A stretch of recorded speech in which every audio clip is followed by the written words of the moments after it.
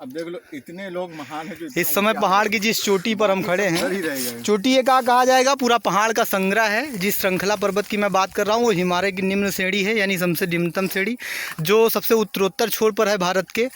यहाँ आने के लिए आपको ये सोनपथरी का पूरा इलाका पार करना होगा। बहराइच में श्रावस्ती के सिरसिया ब्लॉक क्षेत्र से होते हुए आप इस रास्ते पर आ सकते हैं। हम अपने पूरे समूह के साथ नए वर्ष की पिकनिक मनाने के तौर पर यहाँ पर आए हुए थे। सोनपथरी के पूरे जंगल के इलाके को पार करते हुए और मंदिर से काफ़ी दूर आगे बढ़ने के बाद बहुत सारे जिज्ञासु लोगों ने ये कहा कि हम पहाड़ की सबसे ऊंची चोटी तक जाएंगे। और मैं, मेरा जो अंदाज़ा है, मैं यहाँ से जो देख पा रहा हूँ, आप आसपास की चोटियों को देख रहे होंगे, इन पूरी चोटियों में मैं जिस श्रेणी पर खड़ा हूँ ये सबसे ऊँची है। और यहाँ मेरे ग्रुप के तो बहुत सारे लोग नहीं चढ़ पाए, धर्मेंद्र भाई हमारे बीच हैं। बाकी एक दूसरा समूह जो हमसे बहुत पीछे था वो तकरीबन हम लोगों के साथ यहाँ चढ़ करके आ पहुँचा है। तो उनसे मैं आप लोगों को रूबरू कराऊंगा अभी थोड़ी देर के बाद। लेकिन सबसे पहले मैं धर्मेंद्र भाई से बात करता हूँ कि उनके जज्बात किस तरीके के हैं, क्योंकि पहली बार वो पहाड़ की किसी चोटी पर आकर के खड़े हैं, तो वो खामखा बहुत अच्छे से रूबरू होना चाहेंगे आप लोगों से। मिलिए इनसे। धर्मेंद्र जी। भाई बहुत अच्छा लग रहा है यहाँ पर आने के लिए। पहले से ही मैं बहुत ज़्यादा जिज्ञासु था कि यहाँ पर आऊँ, देखूँ किस तरह होता है पहाड़। बहुत ज़्यादा प्रयास के बाद अनुपम जी ने आज हमको कहा कि आओ चलें। तो हमारे एक मित्र हैं मिस्टर रविकेश जी, उनके पास बोलेरो थी, तो हम लोगों ने चल दिया। उसके बाद हम लोग एक ग्रुप में चले।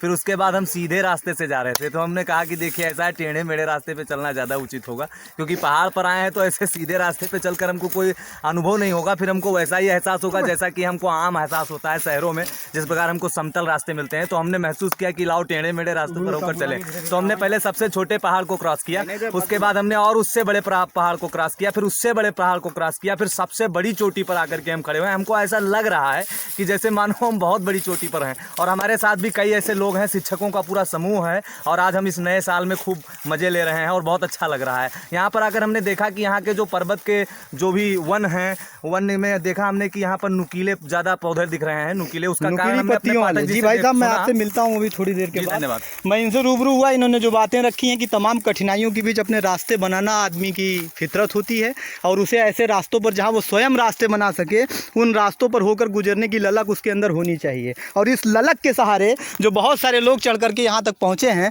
उनसे मैं आपको रूबरू कराऊंगा। इस पूरे समूह को आप देख रहे हैं, इसे कहते हैं जिजीविसा, जीने की इच्छा। पहाड़ की आखिरी चोटी पर बैठकर लड्डू खाना एक जिजीविसा ही हो सकता है। सबसे पहले मैं आपको रूबरू कराता हूँ। आपका नाम? अंकुर वर्मा, मैं मोहरनिया श्रावस्ती से हूँ।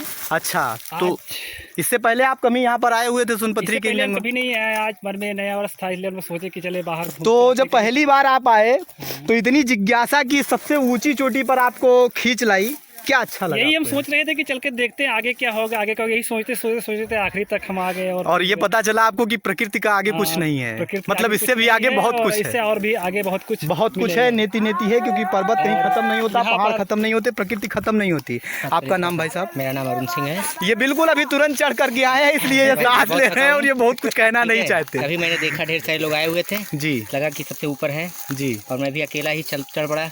मैं अकेला ही चला था गालिबे मंजिल, मगर लोग साथ आते गए और कारवां बनता गया। मैं भी पहुंच गया जी।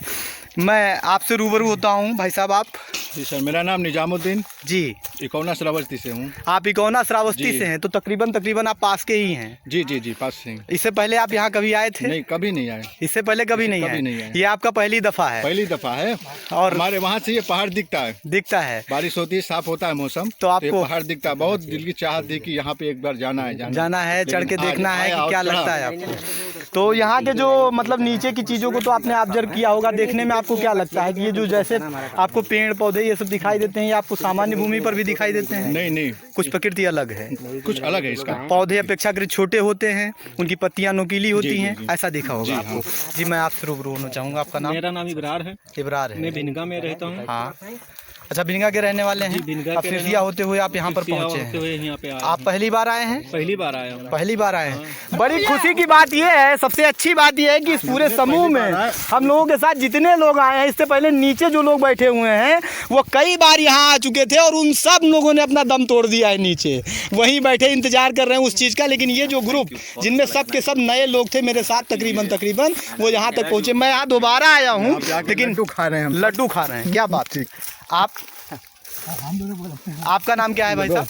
रियाज अहमद। रियाज अहमद। कैसा लग रहा है यहाँ आने के बाद? अच्छा लग रहा है। बहुत अच्छा लग रहा है, मतलब प्रकृति की गोद में बहुत सौंदर्य का आनंद आप ले रहे हैं। बहुत खूबसूरत दिख रहा है यहाँ बस से नजारा। मैं जहाँ खड़ा हूँ यहाँ से अगर मैं थोड़ा नीचे उतरूंगा तो आपको एक समूह और दिखाई देगा।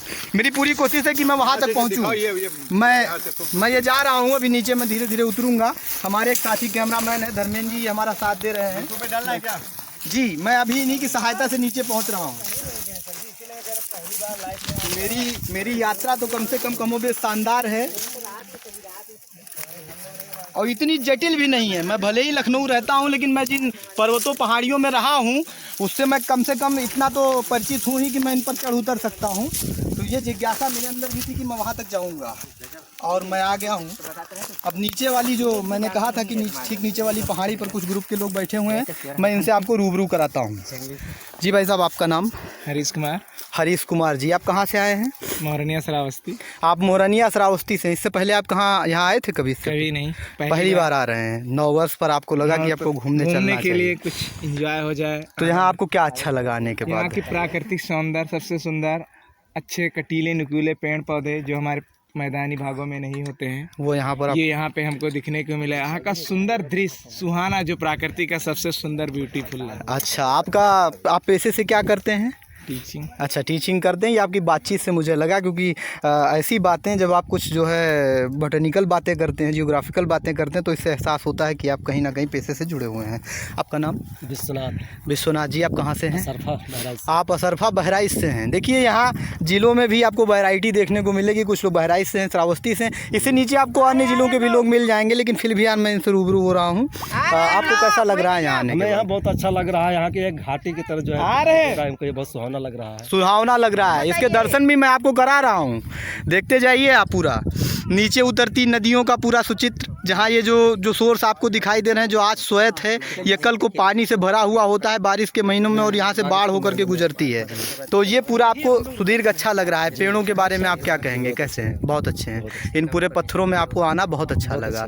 तो भाई साहब, ये जो इनकी पूरी रिपोर्टिंग थी, उसे देखने के बाद आपको ये एहसास हुआ होगा कि अगर कभी आपका मन करे तो हमारे साथियों का हुजूम तो आपको लखनऊ में दिखाई देगा, क्योंकि हमारे बहुत सारे जुड़े हुए लोग, अब कर्म भूमि लखनऊ बन चुकी है।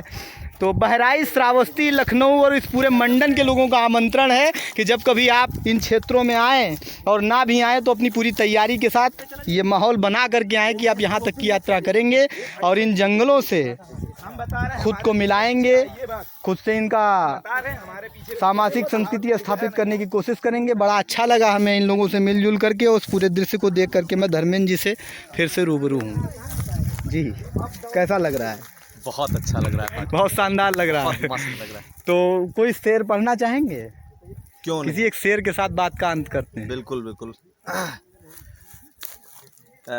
मुझे याद आ रहा है हाँ कि रख हौसला, वो मंजर भी आएगा, हाँ। प्यासे के पास चलकर समंदर भी आएगा, और यूं ही थक कर ना बैठ राह के मुसाफिर, मंजिल भी आएगा और मिलने का मजा भी आएगा। क्या बात है, बहुत अच्छे, बहुत अच्छे। इसी बातों के साथ मैं अपनी बात को समाप्त करता हूं।